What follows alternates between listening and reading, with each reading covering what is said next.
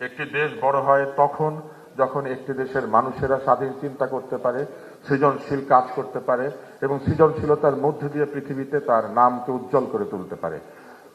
কোনো দেশ তার ভবন দিয়ে পরিচিত হয় না, কোনো দেশ তার টাকা দিয়ে পরিচিত হয় না। মিথ্যা সংস্কৃতি থেকে বের হয়ে এসে আমাদের সত্যের সংস্কৃতিকে দাঁড় করাতে হবে।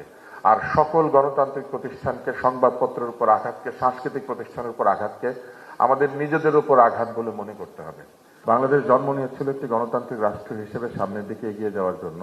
বাংলাদেশ জন্ম নিয়েছিল এই দেশে যারা দুর্বল, যারা অসহায়, যারা মজলুম, তাদের অধিকার রক্ষা করার জন্য। বাংলাদেশ বৈষম্যের বিরুদ্ধে দাঁড়িয়ে যুদ্ধ করে স্বাধীন হয়েছে এবং বাংলাদেশের এই যুদ্ধ আপামর জনসাধারণের যুদ্ধ ছিল। সেই যুদ্ধের মধ্যে দিয়ে যে দেশটি তৈরি হয়েছে, সেইখানে আমি মনে করি, এবং আমার মতো আরো অনেকেই হয়তো আছেন যারা মনে করেন যে গণতন্ত্র ছাড়া এই দেশের সামনে আর কোনো বিকল্প নাই এবং গণতন্ত্রহীন একটা দেশের মধ্যে সব ধরনের অপশক্তি মাথাচাড়া দিয়ে ওঠে। মানুষ নিজের জন্য কখনো খারাপকে বেছে নেয় না, মানুষ নিজের জন্য কখনো ভুল কিছুকে বেছে নিতে চায় না। মানুষ দিনের শেষে বাঁচতে চায়, নিজের যোগ্যতা অনুযায়ী বিকশিত হতে চায়, সে সকল ধরনের প্রভাব মুক্ত থেকে নিজের মনের স্বপ্নকে সফল করতে চায় এবং সেই রকম একটি পরিবেশ তৈরি করার জন্য আমি মনে করি যে বাংলাদেশে নির্বাচন খুবই জরুরি এবং সেই নির্বাচনের সময় বাংলাদেশে তারেক রহমানের উপস্থিতিও জরুরি। শুধু তাই নয়, আমি মনে করি বাংলাদেশে গণতন্ত্রের পক্ষে যত শক্তি আছেন তাদের মধ্যে একটি মৌলিক ঐক্য তৈরি করা প্রয়োজন, যেখানে আমরা যে মত আর পথেরই অনুসারী হই না কেন, আমরা কোনোভাবেই গণতন্ত্রকে, অধিকারকে, সাধারণ মানুষের নিরাপত্তা, যান মাল এবং তার চিন্তার নিরাপত্তাকে আমাদের প্রোটেক্ট করা উচিত। একটি দেশ বড় হয় তখন যখন একটি দেশের মানুষেরা স্বাধীন চিন্তা করতে পারে, সৃজনশীল কাজ করতে পারে এবং সৃজনশীলতার মধ্য দিয়ে পৃথিবীতে তার নামকে উজ্জ্বল করে তুলতে পারে।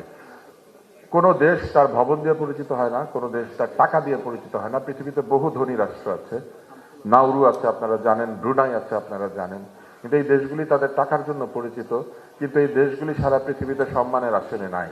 কিন্তু আপনি দেখবেন ফিনল্যান্ডের মতো একটা দেশ আছে যেখানে অতি অল্প সংখ্যক মানুষ, কিন্তু তারা নিজেদেরকে দাবি করে যে তাদের হেলসিঙ্কি হচ্ছে পৃথিবীর ক্রিয়েটিভ ক্যাপিটাল। তারা বলে পৃথিবীতে যা কিছু সুন্দর তার অধিকাংশ তারা ডিজাইন করে। আমি মনে করি বাংলাদেশের এই সম্ভাবনা আছে, যে দেশে 17 কোটি মানুষ, 18 কোটি মানুষ কিংবা 20 কোটি, আমরা তো আদমশুমারিতেও মিথ্যা কথা বলেছি। এই মিথ্যা সংস্কৃতি থেকে বের হয়ে এসে আমাদের সত্যের সংস্কৃতিকে দাঁড় করাতে হবে। আর সকল গণতান্ত্রিক প্রতিষ্ঠানকে, সংবাদপত্রের উপর আঘাতকে, সাংস্কৃতিক প্রতিষ্ঠানের উপর আঘাতকে আমাদের নিজেদের উপর আঘাত বলে মনে করতে হবে। আজকের এই আয়োজনকে আমি ধন্যবাদ জানাতে চাই এই কারণে যে এখানে তারা সকলকে ডেকেছেন, সমালোচনা শুনতে চেয়েছেন। সমালোচনার সময় আছে আসলে। আমি মনে করি যে সমালোচনা ব্যতি রেখে কোনো প্রতিষ্ঠান, কোনো ব্যক্তি কিংবা কোনো রাজনীতি নয়।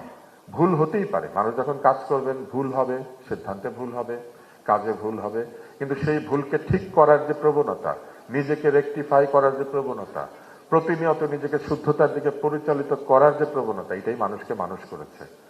আমরা দেখছি এবং অনেকাংশ উপলব্ধি করছি যে আমাদের দেশে রাজনীতিতে একটি পরিবর্তনের সূচনা হয়েছে।